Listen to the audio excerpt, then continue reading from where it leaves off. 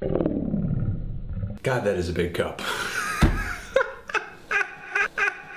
Hi, my needle drops. Anthony Fantano. Making a quick video letting you know what my favorite albums are so far this year. 2012. Right now on my website, I have a loved list of my favorite releases so far this year.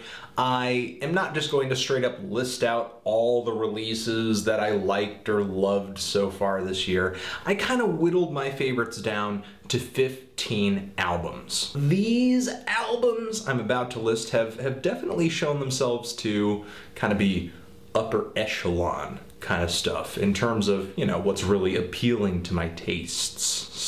So, listed in no particular order, here are my 15 favorite albums so far from 2012. Of course, I think we all knew this album was going to make it onto this list. The new Fiona Apple LP. The idler wheel is wiser than the driver of the screw, and whipping cords will serve you more than ropes will ever do. Fantastic singer-songwriter album. Fiona's back, sounding better than ever. Piano sounds great. Lyrics are stellar. Songs, hooks, it's all top-notch. Really, no complaints. Just a solid friggin' album. Next, the self-titled Portico Quartet album. These guys are an electronic music outfit that creates music that is just insanely inspired by jazz and is improvisational a lot of the time, really blending genres and concepts. You've really got to kind of listen to it to get a grasp of what it is. The new Perfume Genius LP, put your back into it.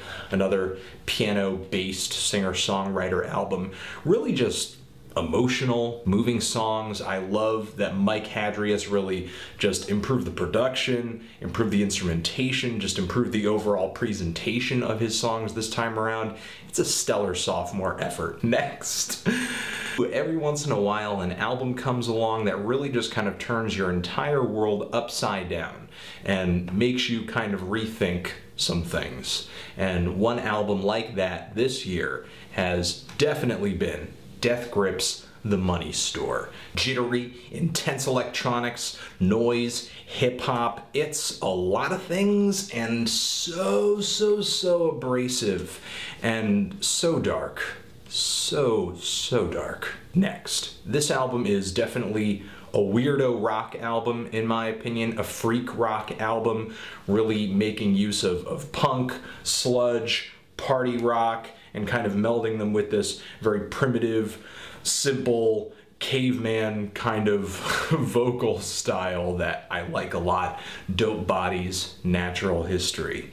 Could not be more appropriately titled. If you're looking for a rock record with a lot of energy and a lot of personality, by all means. Next, jazz trio Bad Bad Not Good's BBNG 2, jazz improvisational reinterpretations of hip-hop sounds and hip-hop songs. Great LP, fantastic step up from their debut album that came out last year. Totally free, loving what these guys are doing. Excited to hear what they're doing next. Another piano-based singer-songwriter album, Soap and Skins, Narrow. Despite the fact that I'm just so heartbroken over just how short this album is, I'm very enthralled with it. I'm enthralled with the sounds, the sound of her voice, the very forlorn attitude on this album, which, you know, despite the fact that she is only on her sophomore effort and definitely not as big as Perfume Genius or Fiona Apple, I feel like the emotional intensity of this record almost rivals those two artists. She just has a lot of power in her singing and just her vocal delivery, and the way she plays piano as well, very sparsely, very mournfully. Next, definitely the most badass hardcore hip-hop album that you could listen to this year. No question. Killer Mike's rap music. Man, the beats on this thing are stellar, all produced by LP, and Killer Mike himself just has a ton of personality. Some great lyrics. You know, if you consider yourself to be a fan of like old Ice Cube or something like that, this is definitely a must. All right, next LP, a band that really kind of returned to form on their new album with a series of songs that I just think are really great. Spiritualized, Sweetheart Sweet Light, very lusciously arranged garage rock, psych rock, pop rock, and some really great vocals and lyrics from Jason Pierce, as usual. Next, Billy Woods' History Will Absolve Me. Really great, kind of weird, abstract hip-hop album. A number of different topics get touched down upon on the 19 tracks of this CD. The beats are really colorful. Billy has a very kind of unique rapping and flow style that will definitely jump out at you as being at least somewhat unique. While I know he's not going to be for everybody, this definitely, you know, appealed to me in a big way this year. This band, with every single record, they seem to be getting sweeter and sweeter and sweeter. Torches, Harmonicraft, they're bringing just so many pop sensibilities into the world of sludge metal and hard rock. And Kurt Ballou of Converge produced this record just like he did their last one. The sounds are great, the hooks are catchy, the riffs are pretty standout for the most part, and not a lot of complaints. This next record comes from a band that I actually think went darker with their newest release, High on Fire with Dim Vermis. Mysteries, sludge metal, elements of doom metal on this album as well. High on Fire sounds just heavier and more overpowering than ever. Matt Pike's vocals are just so the guitars are distorted but also have elements of melody in there too. The drums are just so relentless. It's just a tough album. Next, another tough album, Black Breath Sentence to Life.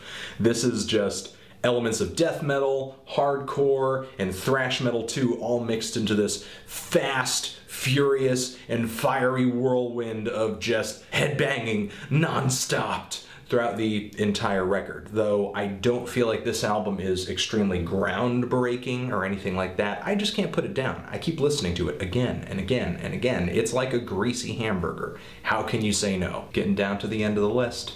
Next, Loma Prieta's IV. Though I did enjoy quite a bit of metal this year, very abrasive, very fast, very loud music. This definitely sticks out to me as being one of the most abrasive things I've heard this year, new or old.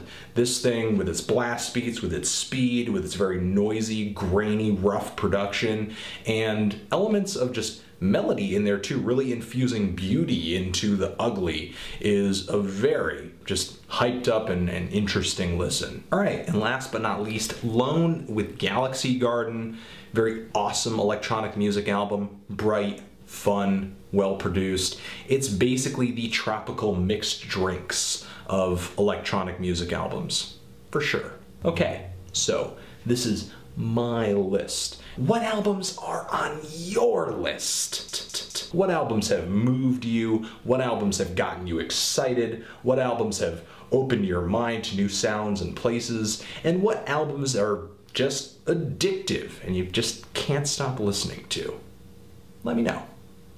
Anthony Fantano, 2012, favorite albums, forever.